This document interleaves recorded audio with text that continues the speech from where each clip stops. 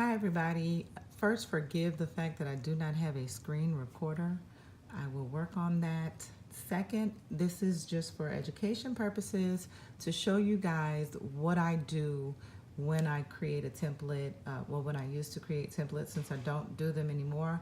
This is just the word bride. It is using SS6 crystals, which, as you can see, we have the individual circles here. They are for SS6. I format for a Rhinestone machine, so for me, I'll leave this at SS6, export it to my machine, and if I don't do any design cleanup or changes to it, and it'll run and look exactly like this in SS6 crystals. But when you're making a template, you cannot use size SS6 crystals. You need to go up on your circles. So for this, I'm going to change the size from SS6 to something larger.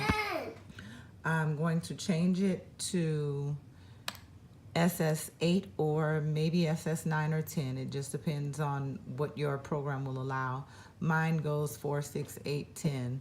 So I'm going to change it to SS8. We'll accept that. As you saw, that changed the size. Now, what also you need to do when you're doing a template as opposed to running for a machine is you'll need to change the separation between the crystals. I am going to change this to a higher separation to make it easier when you're weeding the little circles for your template, so that the space in between them does not rip and cause more issues with your template. So this is why a lot of you see my designs and you say you love the spacing, it's so close together. It's because I'm not making a template, whereas a lot of you who don't have a Rhinestone machine, you are working on templates and the spacing just can't be as tight. Otherwise you have that ripping of the template. So I'm going to come and change the separation between the crystals to something a little bit higher.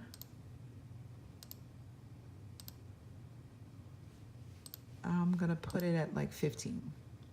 So as you can see, it changes the look of the design. It's not as tight as before. And what I would also come and do is move these. So this one is a little too close. That space in between might just be too small and it might wind up ripping your template material, which you don't want. So I would come and adjust that. I'll probably move this a little bit, this a lot a bit, to get them away from each other so that you don't have those issues when you run out your template. I would do the same here in these areas, in this area, here, just to make certain you don't have that ripping. So once I would do all of that and get this cleaned and ready for running to your vinyl cutter to cut whatever template material you use, whether it be the sticky material that sticks to a backer board or sticky flock, this is what you want to do. So now that that is done, we would run it, we would weed all of the little circles. I'll bring you around to a template that's already done, and I'll show you how we brush the crystals in there. Forgive the shifting and the falling of the camera. I am so sorry. It's a little bit tough when I don't have all of my stuff together. Okay, so now we are on this template that I ran, I don't know how many years ago. So I'm just going to do the brush and bake method. I think this was SS13 circles, and these are SS10 crystals. So as you normally do, you'll dump them on. This is sticky flock that I'm using. And so you'll just brush them in the circular motion. And do you see how easily they're falling into place? They're falling into place quite easily as opposed to with a big fight, because the crystal holes, the template holes are much larger than the crystals. And it prevents you from having those popping out issues, those not staying in issues, the et cetera, et cetera, et cetera issues.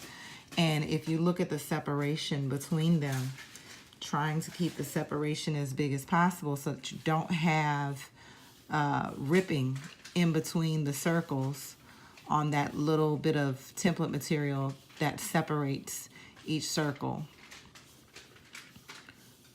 And we are nearly done. Uh-oh, one came out.